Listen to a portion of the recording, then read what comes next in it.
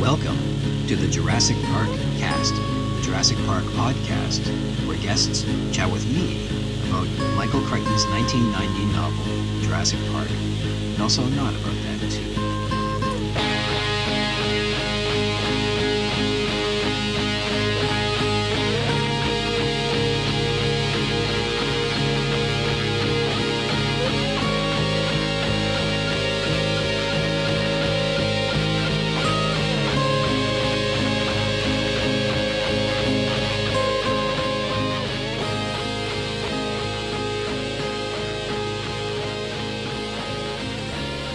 I'm Ryan Rogers, and also a big dumb Jurassic Park fan.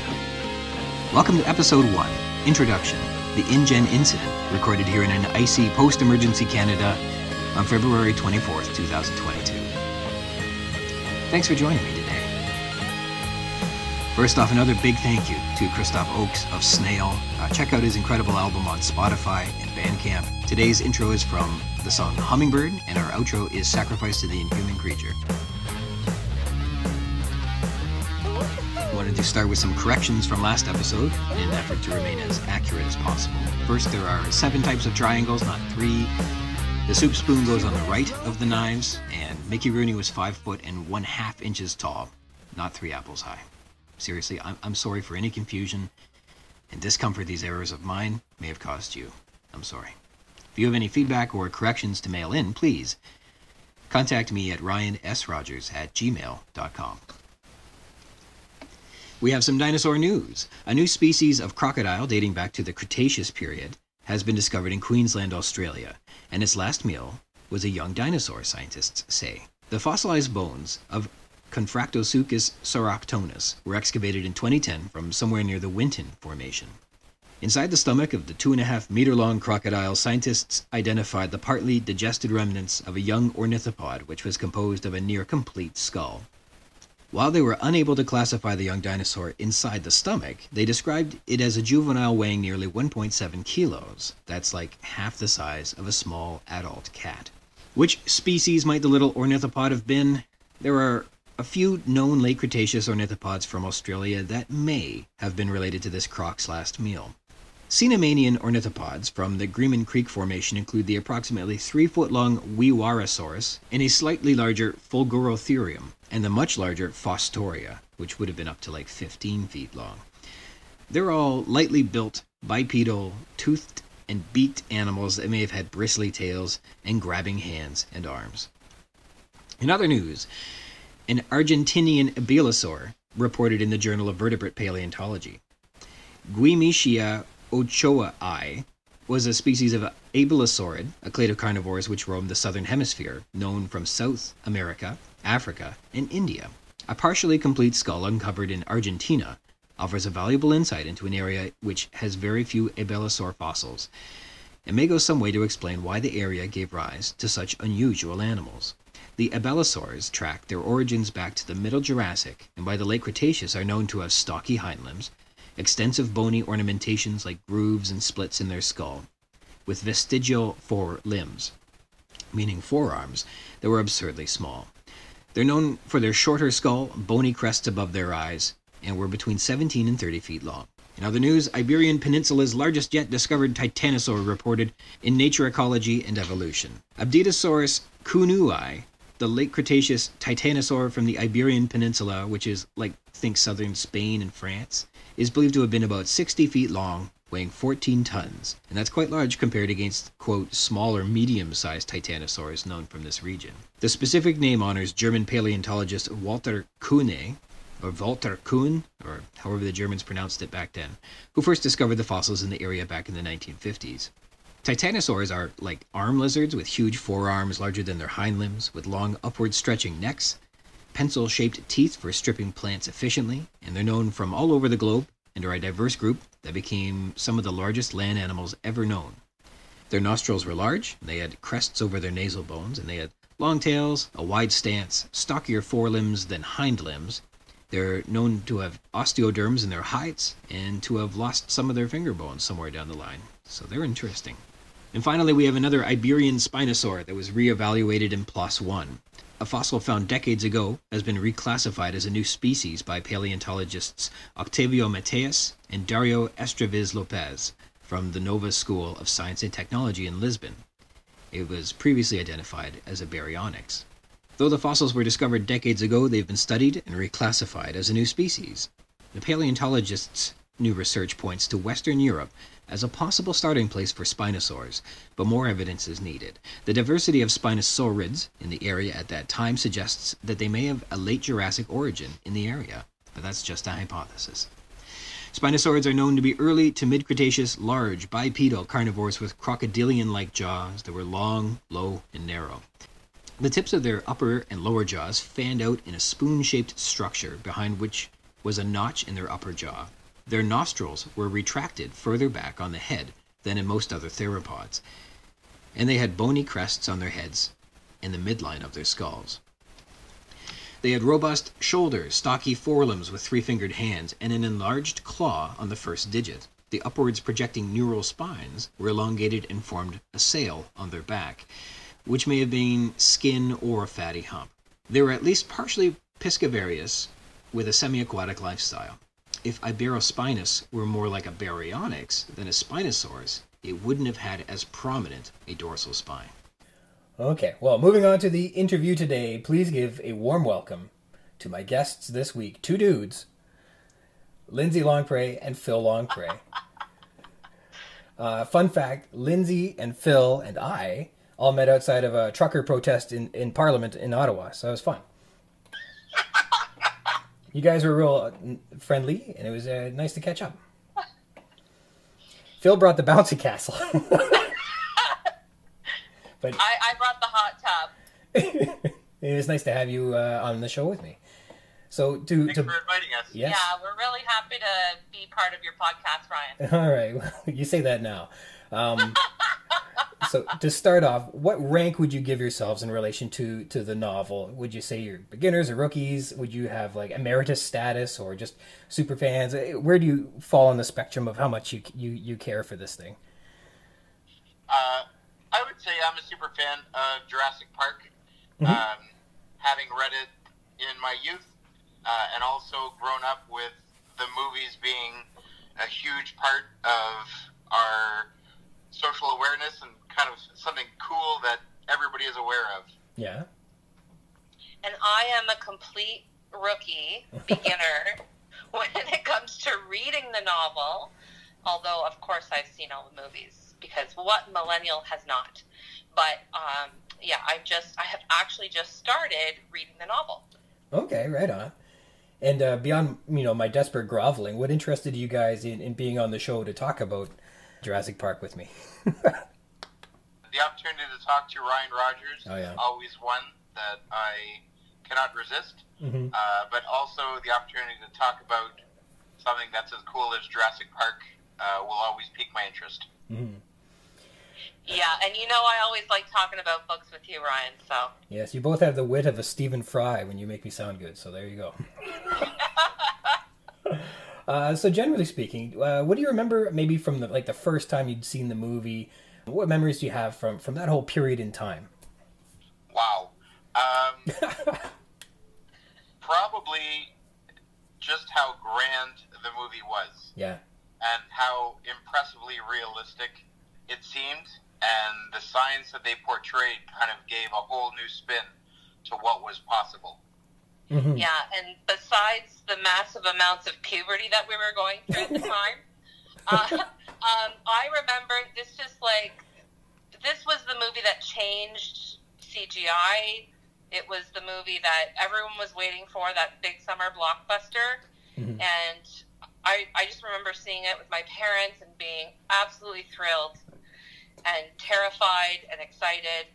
And I think it's in, my top 10 movies of all time. Like, just, it was life-changing to watch Jurassic Park. And I became obsessed with the making of Jurassic Park. Oh, for sure. Documentaries that they would put out. And I remember them saying how they came up with the sounds for the Tyrannosaurus Rex and, to make them sound lifelike, a sound that they've never heard before. And so, yeah, I was all wrapped up in that. And then how they had to dry off the animatronic dinosaur because it would start shaking. So all that stuff, like the behind-the-scenes stuff, really sort of thrilled me and my imagination. And, I would say it's part of our formative years. Like, it's such an important movie. Mm-hmm. Yeah, the dinosaurs were as big as the gigantic amounts of puberty we were going through. That's great. So Phil, you were telling me that you actually found your old copy of the book that you had, and after seeing the movie and reading the book, that you were interested in looking for more Michael Crichton novels to get into. And I think that's a fairly common experience with people. Do you remember what other kind of books you found of Michael Crichton's that you were interested in? I know that the very next one that I read was Andromeda Strain, Mm-hmm. Which is pretty pertinent to today. Super virus. And then, obviously, waiting for a lot of his work. I followed it for Lost World. I remember having my copy reserved and going to my local bookstore and picking it up and probably finishing it that first weekend because it was so exciting to continue the story. Mm-hmm. Yeah, how they were going to do that, yeah. That's cool. Andromeda Strain, Lost World, for sure, yeah. And they would have been, Andromeda Strain would have been pretty accessible. I think that was the big one that you could probably find without any trouble. Yeah, an easy one to find, and then I think I made my way through most of his library. Yeah. But Andromeda Strain, Sphere, the Jurassic Park series were probably the highlights and the ones that I read first or most often because they've kind of stuck in my brain. Mm-hmm. And Lindsay, you haven't even read the book. How did you watch the movie? And I feel so bad because it's been sitting on our living room bookshelf for, however long we've been together, 23 years. Yeah. And I haven't even cracked it. I'm a terrible delinquent English teacher / Michael Crichton fan. So and I have no excuses. I've just, I've been a terrible delinquent. And you should be castigated accordingly. So you guys have been dating since like preschool. Did you guys go and see any of these movies together? No, this is one of the formative years that we had not even met because it was right before high school, right? Mm. When did the movie come out? 93? That's 93. Right. Yeah, so we would have been in grade 7, I think. So, yeah, we met in grade 9. Boy, your world changes back then, eh? Well, that's interesting. Well, but you could have seen the second or the third one together. I think we did. I'm sure that we would have seen, if not the Lost World. I know that we've seen the last few because now we have kids and now we want to share that with them. Mm-hmm. Yeah. So definitely the remakes or the sequels have been a part of our kids growing up too, and we're like, are they old enough? Mm-hmm. Can they handle it? I think it's every. Mostly it's an excuse for us to watch. Every parent seems to have this urge to show it to their child before it's way before it's appropriate. And then I think we just can't wait. Yes. We want to share all the amazing movies. Like I remember, being so excited to show our son the Back to the Future series and like just all the movies from the 80s and 90s that we grew up with. Mm-hmm. We just want to make sure that they have their proper film education. Yeah, over here it was like, oh, you like Dinosaur Train? Here, let me make you face mortality for the first time. As You'll never look at your reflection the same again. Yeah. Is a Tyrannosaur going to go through the car and eat them? Yeah. Is it going to open the door to your bedroom and get you in your sleep? Hell yes, it is. So, Phil, you went above and beyond. You actually opted to try rereading your copy of the book in preparation for this moment, which, take note to future guests that this is unnecessary, but it's awesome. We have a friend who would say your self-worth is a direct positive correlation to your commitment to being a good guest on a podcast. So, I endeavor to be invited again. That is all. You mentioned after reading the first few chapters in preparation that, beyond the omissions of like cell phones, that the story feels contemporary. It doesn't feel dated or out of place. No, I think especially with a focus on the science and the community that gets affected, from the nurses working in Costa Rica to the doctors, I believe, at Columbia that get samples sent to them and are trying to figure out whether it's a lizard or something else. It seems real, and the amount that we rely on science now, and those that are fighting science in the current political spectrum, that it's pretty contemporary as far as how it feels. It doesn't feel like it's already 30 years old. And I think that's also a testament to science fiction as a genre, that it's very prophetic, it looks forward, and so the science that they're talking about of being able to use DNA to extract it from amber, to be able to splice it with other animals, it definitely feels like something that could be happening right now. For sure, yeah. We haven't made that step into the next, where it seems like that's commonly going. It still feels like we're on that vanguard, even though it's been 30-something years for no reason. Right, and that was one of the beautiful things about the movie, is I think that little cartoon that they were forced to watch in their rotating cinema. Yeah. Kind of brought the technology right into your lap, and also made it seem really plausible. I was like, well, absolutely. All you got to find is some mosquitoes and amber, drill in, take that blood, find some frogs, maybe some that don't like spontaneously change gender in the wild. That seems like something they could have maybe researched a little more heavily. Yes, if they had any one flaw in their planning, it was using unknown frogs. In general, the story is today. Yeah, well, it's funny. Yeah.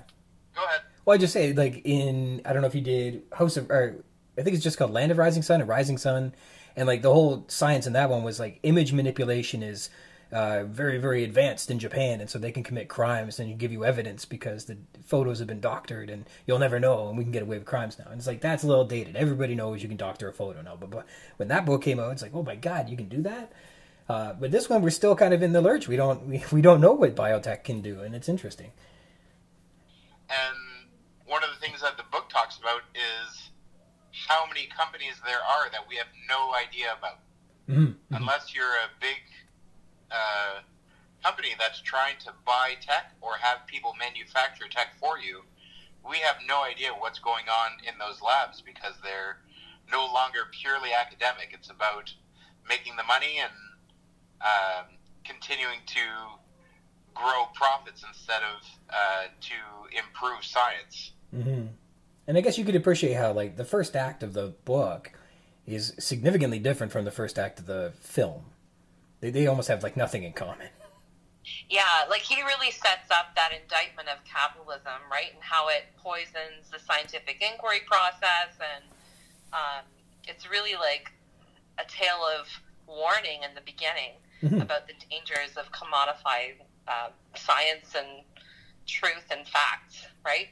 So it was like, I've just barely scratched the surface, just barely, just maybe 50 pages in. And I'm definitely seeing how they're setting that up. And even in the introduction, right, sort of fictional introduction, setting the scene for almost, I don't know if it's like a morality sort of thing, but definitely those ethical questions come in. Like, we shouldn't be playing God, and we should definitely not be commoditizing the scientific process.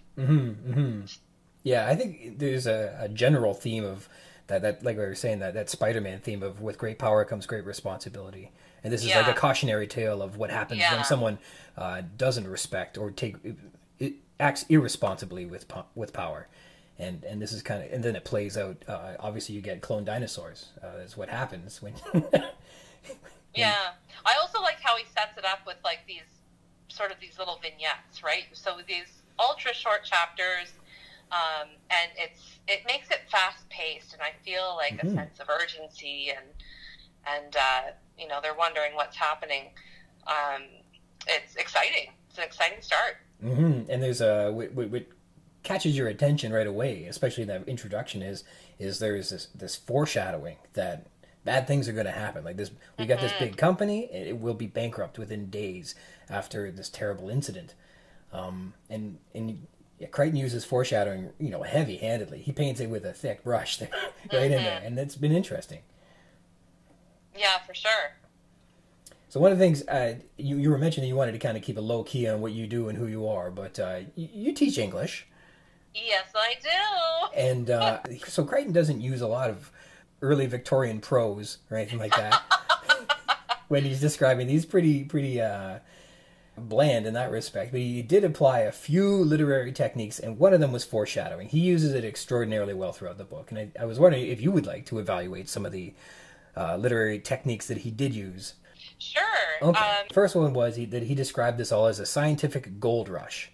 And I thought, I like that one. That's a good metaphor that really gives you that image of people looking to make their buck, stake their claim, fly out, and the dusty, crusty prospector, people, changing their whole lives to try and get out there and get it before somebody else. And I thought there was that metaphor really, really captured the image that I think he was going for. And I thought, that's a great metaphor, sure. I thought.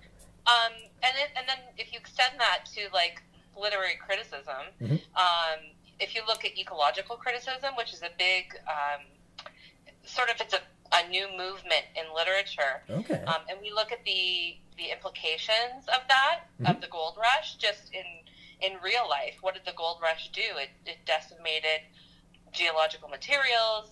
People made their quick bucks and left scars in the environment. The gold rush in itself is a cautionary tale, right? It's that total imbalance of greed versus our natural supplies of the earth and us being stewards of the earth. So if you extend that to Crichton's discussion of dinosaurs and nature and really just exploiting nature, then we can see with that gold rush metaphor that nature is going to suffer here. And perhaps it will affect us in the long run, right? We're going to suffer these implications of these crazy scientific experiments and developments. So I think you make an interesting point. We'll have to put a pin in that and follow along with, because I know that Hammond brings it up once or twice in the book as well, and I think Malcolm fights him about it because they got to fight, or else it wouldn't be drama. But this whole catching that the world is going to end, the environment is falling apart, and the end of the world is coming. And Malcolm's kind of a counter to that because he's like, the world will survive. Maybe species will go extinct, but that's not the case. But yeah, the whole idea that the gold rush, that mining, that I think there's even a comment about Malcolm makes about raping and denuding the land. In terms of, I think he even shames Sattler a little bit at some point where he says, do you actually repair the Badlands after you've dug them up? And she says no. So there's a lot of... that colonial mindset, right? Like I could just walk into any lands and take what I want and exploit it for my own gain, whether it's knowledge or riches, that you can't expect to go into nature and do this and not have serious negative consequences as a result. Yeah, great point. I love that. Slam dunk. That's why you're here, Lindsay. Well, I think that's... Ryan, on top of that, Yeah. when you talk about the gold rush, I think of gold fever, Mm-hmm. and one of the great visuals from the movie is when they first see the dinosaurs, and the lawyer thinks, Yeah. we're going to make a fortune. Mm-hmm. And he'd spent the whole time being so negative, and he's like, I'm going to shut you down. But in the end, the almighty dollar was all the motivation that he needed. He's like, this is all we need. Mm-hmm. This will fix everything. As I've been looking at the introduction in that Gennaro, there's a scene at the end where Grant grabs Gennaro, pins him against the wall, and really gives it to him. And I thought, boy, it seems odd. Like, there doesn't seem to be a good reason that these two even know each other, let alone he would be this aggravated with the lawyer. But with in this world that the introduction sets up, there are no checks and balances, that Hammond is able to kind of move unregulated, to do whatever he wants. And the only thing that was holding him responsible was the lawyer who is representing the investors. And Right. I couldn't, because that part just seemed to stick out like a sore thumb at the end. But maybe it's Grant is finally saying the one person who was able to hold this guy responsible, he controlled the purse strings. And he let him do it anyhow, even though there was signal after signal after signal that, hey, this has got to stop. And Gennaro was given instructions, like, there's one good reason to close it down, shut the whole thing down right away, without delay. And he sees it, and you're right. He sees it, and he goes, we're going to make a fortune on this place. And he stops. And then, I guess, from that second on, all life that was lost on the island would be in his hands. And probably everything preceding that was in his hands, because he was the one controlling the purse strings. And it's not spelt out clearly, but I think that's the only explanation I could get why Grant would be so angry with him at the end. He's, for some reason, dosing out justice. Yeah, a very cool start to the book. Yeah, I Would love. make a lovely prequel. Maybe. Like a prequel movie, if you saw like those first 5 years of fundraising, and the initial discovery, and who had it, who discovered it, was it shown to Hammond? Did Hammond seek it out? I'd love to hear more about that and have it kind of dramatized, because I think that would make for good reading, but also a pretty spectacular film. Mm-hmm. I'm sure Netflix has 3 scripts being optioned right now on it. So. Oh, probably. Send your podcast, Ryan. Send this podcast to Steven Spielberg, and It'd just be the prequel will just be a podcast about yeah. on Netflix coming soon. Well, we could talk about this forever, I'm sure, but the rule in show business is to leave audiences wanting more. So you have to let me thank you for taking some time out of your day where you're not bathing children and things like that and hiding in your car so you can do a podcast with me. Yeah, we did. This is not the only time we hide in the car. So. Well, I'm glad I could join you this time. I really appreciate it, and I love that we could catch up again. So I want to say thanks to my guests today, Phil and Lindsay from the trucker protest outside of Ottawa. Do you guys ever want to come back and do this again? Anytime. Of course. Okay, all right, great. Well, I'm gonna keep reading, Ryan, so I'll be even more prepared. That's perfect. All right. What a terrific interview with those two. One of these days I will learn how to do a segue better.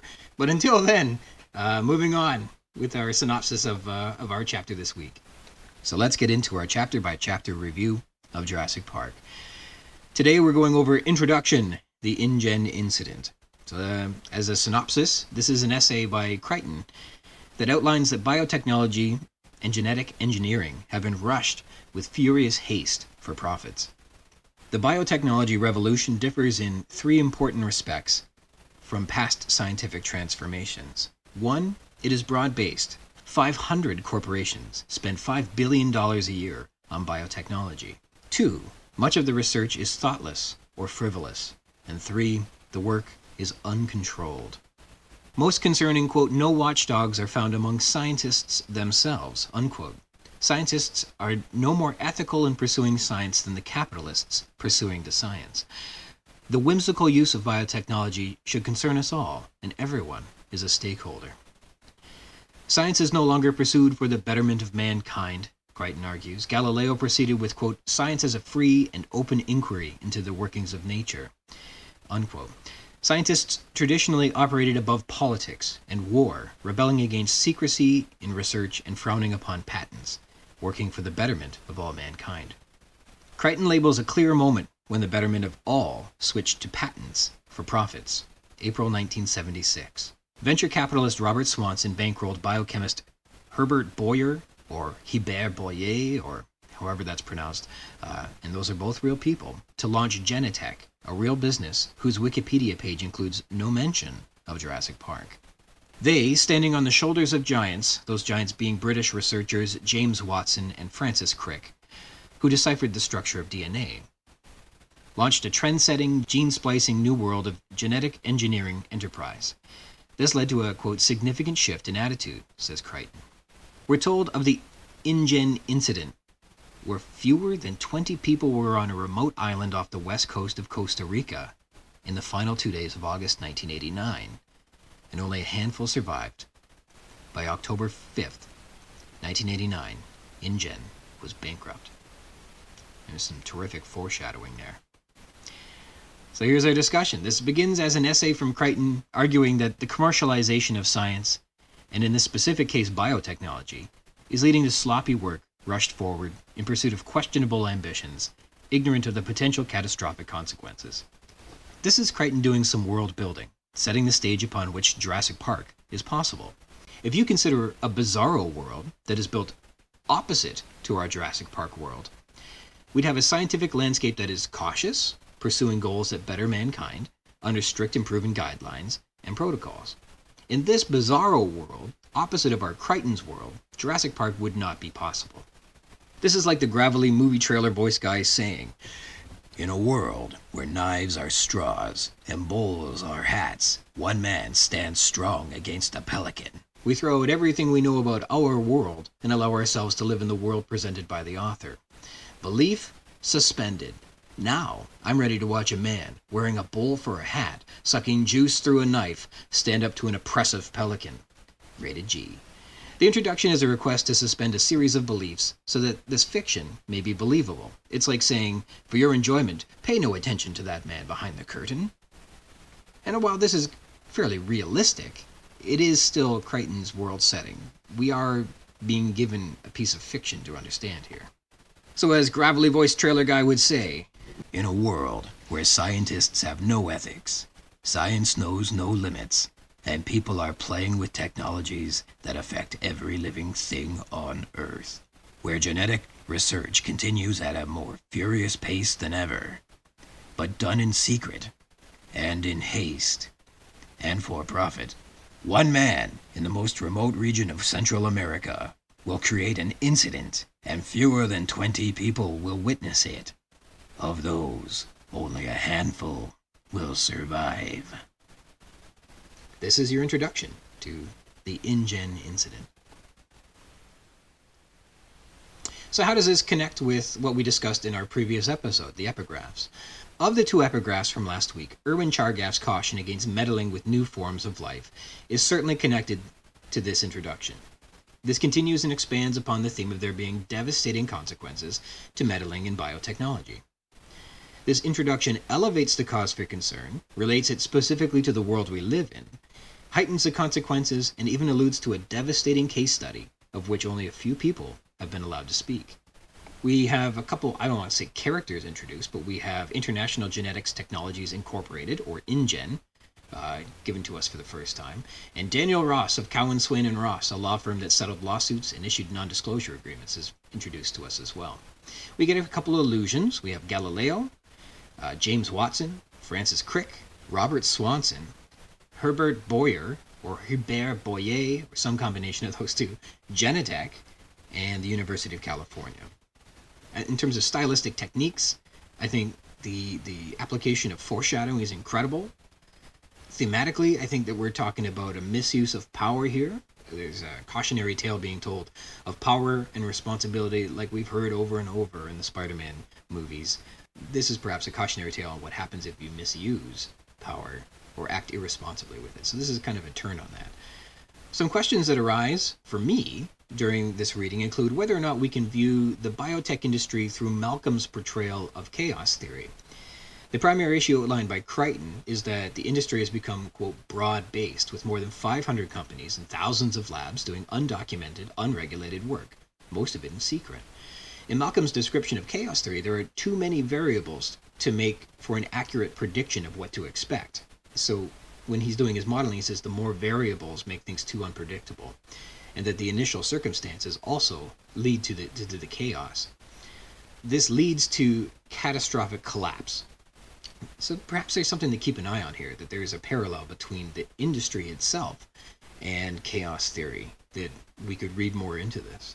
And after reading Crichton's issues with his perception of the biotech industry, I think we can see that he's used his characterization of the biotech industry to characterize his writing of John Hammond. So we'll keep an eye on that going forward as well. I know Hammond's motivations are laid bare in the Henry Wu flashbacks, and I think that there's a case to be argued that Hammond is Crichton's personification of the biotech industry. And I think he outlines what those characters are here in this introduction. Have we also therefore been introduced unwittingly to John Hammond as well? I think he personifies the capitalist, unregulated biomolecular industry, and he woos pure scientists away for capitalist purposes. And in fact, it sounds like Hammond meeting Wu sounds like a direct allusion to Swanson, according to this book famously recruiting Iberian to make Genentech. So that's the end of my discussion on the introduction, which also brings us to the end of this episode. Thanks to my guests today, Phil and Lindsay Longpre. They were incredibly forthcoming and brave to come on this maiden voyage with me, and I couldn't appreciate it more. Thanks, guys. And thank you for joining me and listening in. If you want to read along in the book, add some thoughts to what we've been discussing on the show, or be a guest on the show and chat with me about anything that you like about Jurassic Park, you can do that by connecting with me. I'm at ryansrogers@gmail.com. If you'd like to be a guest, drop me a line and we can try and set something up. We can rehash, tear down, gush over, and chit-chat about any part of the book, or also not the book, all you'd like. Juras-Sick Park-Cast is a part of the Spring Chickens banner of amateur to intellectual properties, including the Spring Chickens Funny Pages, Tomb of the Undead graphic novel, the Second Lapse graphic novelettes, the Infantry, and the worst of them all, the King Street Capers.